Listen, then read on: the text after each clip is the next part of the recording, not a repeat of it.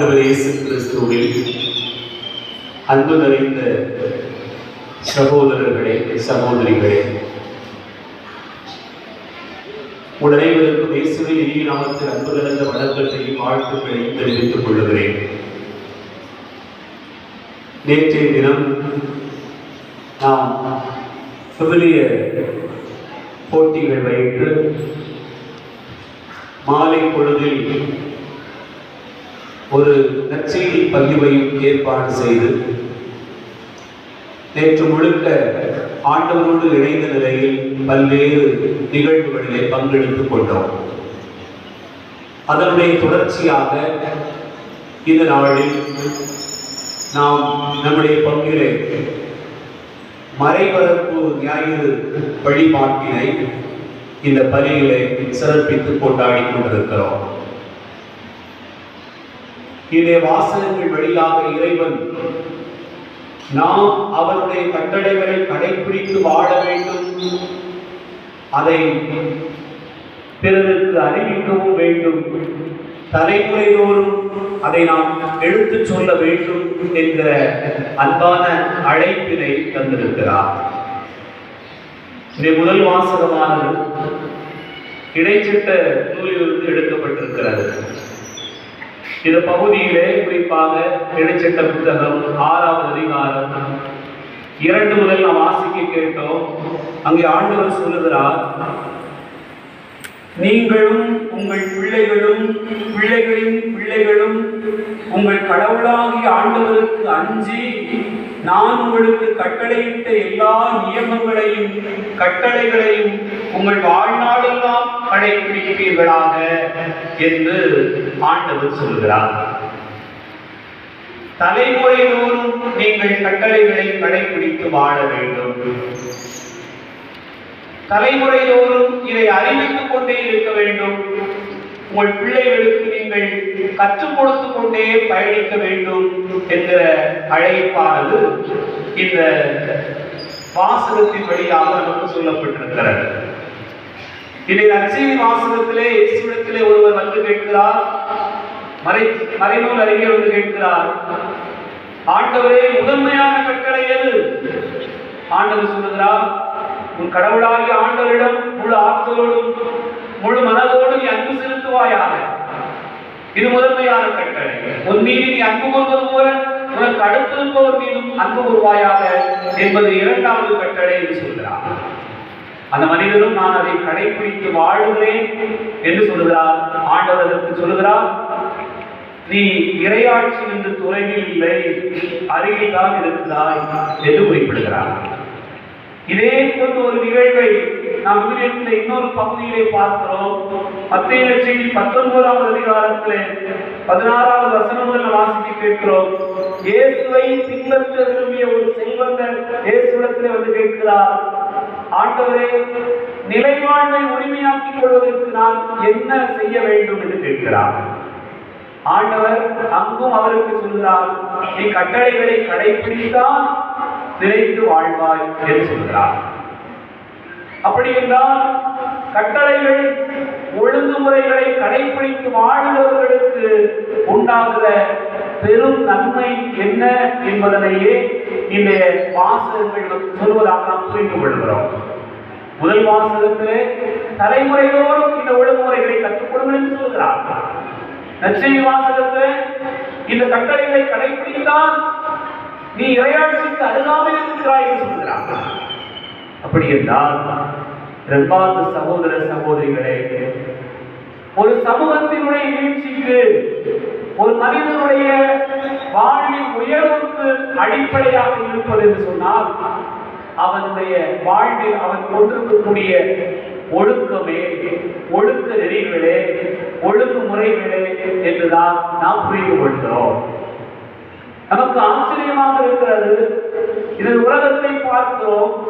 இந்த உலகத்தினுடைய இவ்வளவு கால தொடர்ச்சியான பயணத்திற்கு எது அடிப்படையாக இருக்கிறது என்று சிந்தித்து பார்த்தோம்னு சொன்னால், அந்த சமூகத்திலே உலகின் பல்வேறு நாடுகளிலே அவர்கள் கொண்டிருக்கக்கூடிய செல்வமோ பணமோ பெருமளவு அதிகாரமோ உலகை கட்டிக் கொள்கிற அளவுக்கு பெரிய ஆற்றலோ மட்டுமல்ல, அவை மட்டுமே இந்த உலகத்தினுடைய வீழ்ச்சிக்கு, இந்த உலகத்தினுடைய சீரான போக்கிற்கு காரணமாக இருக்கிறது என்று சொன்னால் அது உண்மையாக இருக்க முடியாது. அப்படி என்றால் இந்த உலகின் சீரான போக்கிற்கு எது காரணமாக இருக்கிறது என்று பார்த்தோம் என்று சொன்னால், இந்த உலகத்தில் இந்த சமூகங்கள் கொடுக்கக்கூடிய ஒழுங்குமுறைகள் தான். அதைத்தான் நாம் இப்போது சட்டங்கள் என்று சொல்கிறோம். ஒரு காலத்திலே நியமங்கள், ஒழுக்கதறிகள், ஒழுங்குமுறைகள், கட்டளைகள் என்று நாம் சொல்லிக் கொண்டிருக்கிறோம். அன்பார்ந்த சகோதர சகோதரிகளே, அப்படிப்பட்ட ஒழுங்குமுறைகளை யாரெல்லாம் கடைபிடித்து பயணிக்கிறார்களோ அவர்கள் எல்லோரும் வாழ்வார்கள் என்பதைத்தான் ஆண்டவர்களுக்கு இன்றைக்கு வெளிப்படுத்துகிறார். இன்றைக்கு நாம் வாழ்கிற இந்த சமூகத்தில் இந்த ஒழுங்குமுறைகள் இல்லை என்று சொன்னால் என்ன நடக்கும்? யோசித்து பாருங்கள். ஒவ்வொரு சமூகத்திற்கும் ஒவ்வொரு நாட்டிற்குமான ஒழுக்கநெறிகள் இருக்கின்றன. ஒழுக்கமே இல்லைன்னு வச்சுக்குவோம், ஒரு ஒழுக்கநெறியே இல்லைன்னு வச்சுக்குவோம். இன்னைக்கு நீங்க பூந்தோட்டம் வச்சிருக்கிறீங்க, உங்க பூந்தோட்டத்துல இன்னொருத்தர் வந்து புரிகிறார், அவர் எடுத்து போறாரு, அவர் என்னெல்லாம் செய்யலாம் அப்படிங்கிற மாதிரியான ஒரு சூழலை வந்துருக்குன்னு சொன்னா என்ன நடக்குவாங்க? பெரும் சண்டை வந்துடும், குழப்பம் வந்துடும், பெரிய சச்சரவாகி போகும். ஆனால் இந்த இடம் எனக்கு, கடவுள் இந்த உலகில் எல்லா இடமும் அவருக்கு தான் சொந்தம். ஆனாலும் கூட மனிதன் வாழ்வதற்கு இந்த இடம் எனக்கு, உனக்கு வேண்டுமானால் நீ இதை இவ்வளவு விலை கொடுத்து வாங்கிக் கொள்வதற்கு தகுதி இருக்கிறதா என்று பார்த்துக்கொள், இதை வாங்கிக்கொள். அதன் பிறகு இது அவனுக்கு, இது இவனுக்கு, இது அவனுக்கு என்று நாம் பிரித்து வைத்திருக்கிறோமே, ஒரு ஒழுங்கை வைத்திருக்கிறோமே, ஒரு ஒழுங்கமைப்புக்குள்ளாக வாழ்வதற்காக பக்குவப்படுத்திக் கொண்டிருக்கிறோமே, அதுதான் இந்த சமூகத்தை சீராக செல்ல வழிகாட்டுகிறது. இவை இல்லை என்று சொன்னால் அந்த சமூகம் சீராக செல்ல முடியாது. என் அன்பார்ந்த சகோதர சகோதரிகளே, அதே போல ஒரு சமூகத்திற்கான இந்த உலகத்தினுடைய வீழ்ச்சிக்கான ஒழுங்கு அமைப்புகள் இருப்பது போல தனிப்பட்ட நம் ஒவ்வொருவருடைய வாழ்வுக்கும் ஒரு ஒழுங்கு அமைப்பு தேவை. அவை இல்லை என்று சொன்னால் நாம் வாழ்வினுடைய உயர்வே அடைய முடியாது, நாம் நினைக்கக்கூடிய சாதனையை படைக்க முடியாது. நாம் நினைத்து பார்க்கிறோம், ஒரு போட்டிக்கு போகணும், அல்லது ஒரு பெரிய ஒரு பதவிக்கு போகணும், ஒரு ஆர்மியில் போய் சேரணும், ஒரு போலீஸ் டிபார்ட்மெண்ட்ல போய் சேரணும், அல்லது ஒரு விளையாட்டு வீரராக ஆகணும் அப்படின்னு நினைக்கிறவருக்கு பெரிய ஒழுங்குகள் எல்லாம் நிறைய உண்டு. இப்போ ஷட்டில் காக் விளையாட போகிற ஆட்களை பார்க்கிறோம். சின்ன பிள்ளைகளை கூட்டு போறாங்க, சிலர் 1ஆம் கிளாஸ் 3ஆம் கிளாஸ் 4ஆம் கிளாஸ் படிக்கிற பிள்ளைகளையும் அந்த விளையாட்டுக்கு கூட்டு போறாங்க. நம்ம பக்கத்தில் போய் சொன்னா அந்த பிள்ளைங்க அந்த போட்டிருக்கக்கூடிய அந்த மத உயரம் கூட இருக்க மாட்டாங்க, ஆனா அதுகளுக்கு போய் பயிற்சிக்கு நிற்குது. அப்போ அவங்களோட ஆசிரியரை பார்த்து நான் கேட்கறேன், சார் இந்த சின்ன பிள்ளைகளை கூட்டு வந்துருக்கீங்க, அதுக்கு என்ன செய்ய போறீங்க? இல்லப்பா அதுக்கு பார்த்து நீங்க கொஞ்ச நேரம் அப்படின்னு சொன்னா ஒரு 10 பிள்ளைங்களை ஒன்று போல ட்ரைனிங் நடக்குது.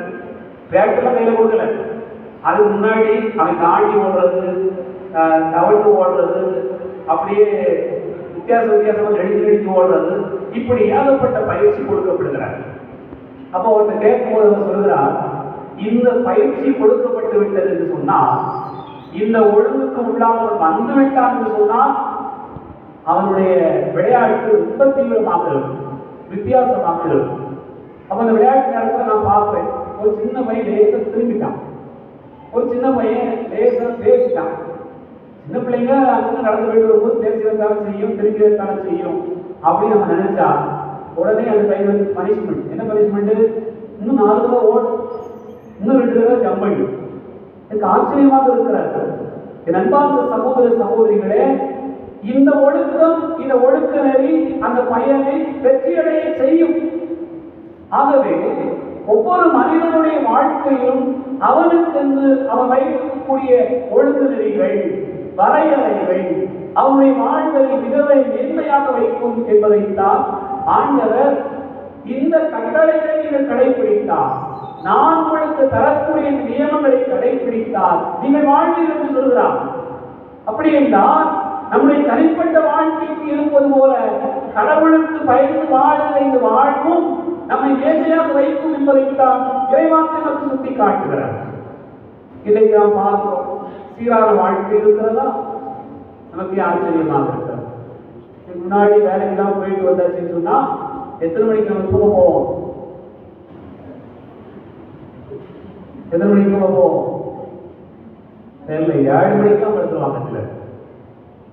இப்போ நான் பழைய பங்கில் இருக்கும்போது அது மலையடி வாரங்கிறதுனால ரொம்ப மழை வச்சுக்கிட்டே இருக்கும், எப்போதும் குளிராக இருந்துகிட்டே இருக்கும்.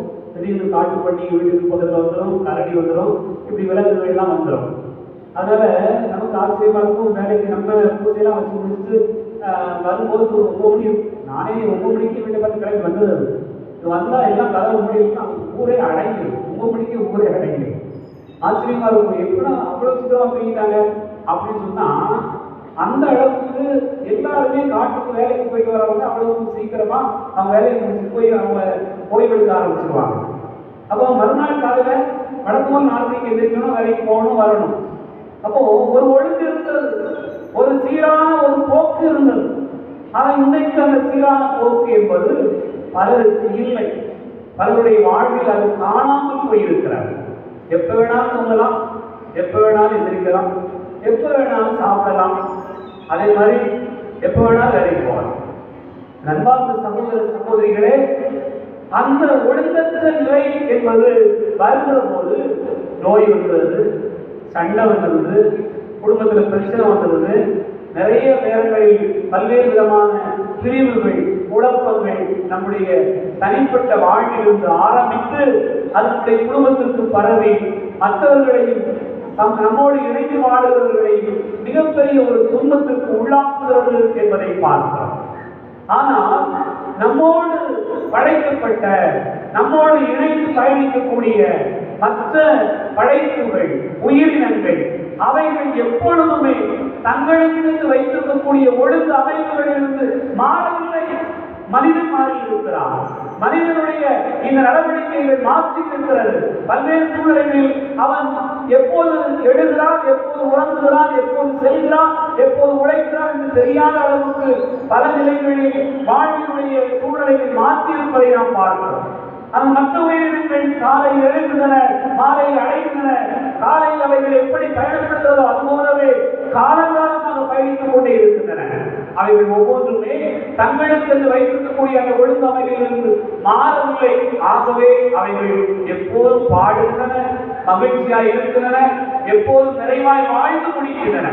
அவன் மனிதனை பாருங்கள், அவனுடைய சீரான வாழ்க்கை இல்லாத காரணத்தினால் அவன் மகிழ்வை இழக்கிறான், பலவிதமான துன்பத்தை சம்பாதித்துக் கொள்கிறான். ஐயோ, நான் நிறைவில்லாமல் வாழ்ந்து முடிக்கிறேனே, இப்போதே நான் வாழ்ந்து முடிக்கிறேனே என்கிற ஒரு நிறைவற்ற ஒரு தன்மையில்தான் மனித வாழ்வினுடைய பயணமாக போய் கொண்டிருக்கிறார். அன்பார்ந்த சகோதர சகோதரிகளே, நீங்கள் இந்த கட்டளைகளை கடைபிடித்தால், இந்த நியமங்களை கீழ்ப்படித்து நடந்தீர்கள் என்று சொன்னால் நீங்கள் வாழ்வீர்கள் என்று ஆண்டவர் நமக்கு சுட்டி காட்டுகிறார். ஆகவேதான் ஒழுங்குமுறைகள் ஒரு சமூகத்திற்கு மிகவும் அவசியமானதாக இருக்கிறதாக நாம் முதலிலே சிந்தித்து பார்க்கிறோம். இரண்டாவது பார்க்கிறோம், இந்த ஒழுங்குமுறையினுடைய தன்மை என்ன? இந்த ஒழுங்குமுறை என்ன செய்யும்? நீங்கள் கடவுளை சட்டம் அல்லது நியமங்கள் இந்த ஒழுங்குமுறைகள் என்ன சொல்லும் என்று சொன்னால் அது எல்லோருக்கும் ஒன்றுதான் என்று சொல்லும், எல்லோருக்கும் சமம்தான் என்று சொல்லும். இதை சொல்லுகிறோமே, சட்டத்திற்கு முன்பாக அனைவரும் சமம் என்று சொல்கிறோமே, அதே போல ஒழுங்குமுறைகள் என்ன செய்யும் என்றால் எல்லோரும் சமம் என்று சொல்லும். ஆகவேதான் சில நேரங்களில் சில சமூகத்தில் பிரச்சனைகள் வருவதற்கான காரணம் என்ன? சிலருக்கான ஒழுங்குமுறைகள், சிலருக்கான ஒழுங்குமுறைகள் என்று வேறுபடுத்தி பார்க்கிற போதுதான் குழப்பங்கள் வந்து விடுகிறார்கள். ஆனால் ஒழுங்குமுறையினுடைய இயல்பு என்ன, அதனுடைய தன்மை என்ன என்று பார்த்தோம் என்றால் அது எல்லோருக்கும் சமமானது என்றுதான் சொல்கிறார். பார்த்தவர்களே, நம்முடைய உடல்நிலையை இப்படி பேணி பாதுகாத்துட்டோம்னு சொன்னா இத்தனை வருஷம் வாழுவோம் அப்படின்னு ஒரு கணக்கு இருக்கிறது.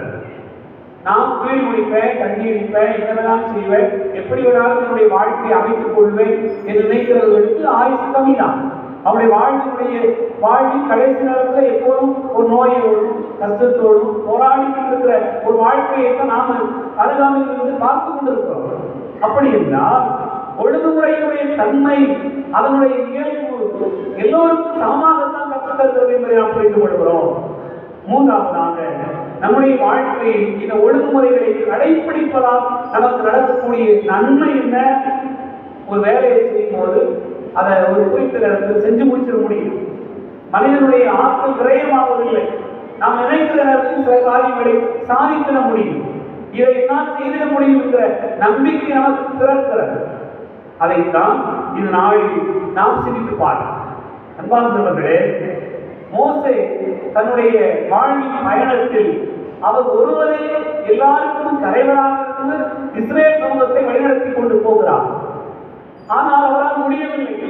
ஒரு காலகட்டம் வருகிறது, மோசே தன்னுடைய மக்களில் பெரியவர்களை மூப்பர்களை அழைத்து ஒரு 70 பேரை நியமனம் செய்கிறார். நியமனம் செய்து 70 பேருக்கும் சொல்லக்கூடிய கட்டளை என்ன? இணை சட்டம், சட்டங்களை, நியமங்களை வகுத்து தந்து இந்த சட்டத்தின்படி நீங்கள் அவர்களுக்கு நீதி வழங்குங்கள், தீர்ப்பு வழங்குங்கள். இந்த அடிப்படையில் வாழுகிற சமூகம் வாழும் என்பதை அவர் கற்றுத் தருகிறார். ஆகவேதான் அந்த பணி பகிர்வு ஏற்படுகிறது, ஒழுங்குமுறைகள் உருவாக்குவதாக நாம் விவிலியத்திலே பார்க்கிறோம். என் அன்பார்ந்த சகோதர சகோதரிகளே, இந்த பணி பகிர்வு போலதான் நாம் கற்றுக்கொண்ட ஒழுங்குமுறைகளை நம்முடைய பிள்ளைகளுக்கு கற்றுக் கொடுக்க வேண்டும் என்பதுதான் இந்த மறைவரத்தினுடைய மையமாக அமைந்திருக்கிறது. நாம் என்ன நினைக்கிறோம்? உலகம் முழுவதும் அப்படி ஒரு மறை இருக்க வேண்டும் என்று விரும்புகிறோம். யோசித்து பாருங்கள், ஆண்டவர் இருக்கக்கூடிய சட்டங்கள், கட்டளைகள், நெறிமுறைகள், ஒழுங்குமுறைகள் என்று சொன்னால் இதே போல ஒழுங்குமுறைகள் உலகமெல்லாம் உருவாக்கிவிட வேண்டும் என்பதற்காகத்தான் இயேசுவுடைய சீடர்கள் பல்வேறு இடங்களுக்கு பிரிந்து சென்றார்கள், நற்செய்தி பணியாற்றினார்கள். பலர் அந்த இறைவார்த்தை உள்வாங்கி புனிதர்களாக, மறைசாட்சிகளாக தங்களை அர்ப்பணித்துக் கொண்டார்கள். இந்த மறையை பரப்புவதற்காக ஆண்டவர்களுக்கு கட்டளையே கொடுத்திருக்கிறார். உலகெல்லாம் சென்று நற்செய்தி அறிவியுங்கள், தந்தை மகன் தூயாவியின் பெயரால் நீங்கள் திருமுழுக்கு கொடுங்கள் என்று இந்த கட்டளையில் பிறப்பிக்கப்பட்டிருக்கிறது. ஆகவேதான் மறைபரப்பை நாம் கொண்டாடுகிறோம். அன்பார்ந்தவர்களே, இந்த நெறிமுறைகள் இயேசுவுடைய நெறிமுறைகள், இந்த ஒழுங்குமுறைகள் இயேசுவுடைய ஒழுங்குமுறைகள். இயேசுவுடைய ஒழுங்குமுறைகளை கடைபிடித்து வாழ்ந்தோம் என்றால் நாம் எல்லோரும் வாழ்வில் சமத்துவம், சகோதரத்துவம் கூடிய ஒரு வாழ்வை, சுதந்திரத்தோடு கூடிய ஒரு வாழ்க்கையை வாழ முடியும் என்பதை அவை கற்றுத்தருகின்றன. ஆகவேதான் மறைபரப்பு நமக்கு சொல்கிறது, இதை அறிவியுங்கள், ஆண்டவருடைய வார்த்தை அறிவியுங்கள், உங்களுடைய தலைமுறைகளுக்கு கற்றுக் கொடுங்கள், உங்களுடைய பிள்ளைகளுக்கு என்னுடைய நியமங்களை கற்றுக் கொடுத்துக் கொண்டே இருங்கள் என்ற அழைப்பினை ஆண்டவர் தருகிறார். இன்றைக்கும் இந்த நற்செய்தி பணியை தான் எண்ணற்ற பணியாளர்கள் செய்து கொண்டே இருக்கிறார்கள். நிறைய பேர் தியாகத்தோடு தங்களுடைய இன்னுயிரை இந்த திருச்சபைக்காக அர்ப்பணித்திருக்கிறார்கள் என்று சொன்னால் இந்த மறையை பரப்புவதற்காகத்தான், இந்த ஒழுங்கு நெறிகளை மற்றவர்களுக்கு கற்றுக் கொடுப்பதற்காகத்தான். ஆகவே அன்பார்ந்த சகோதர சகோதரிகளே, நம்முடைய வாழ்வின் நற்செய்தியை அறிவிக்க வேண்டும் என்பதனை உணர்ந்து கொண்டவர்களாக பயணிக்க இந்த மறைபரப்பு அழைப்பு தருகிறது. சிந்திப்போம். ஆமென்.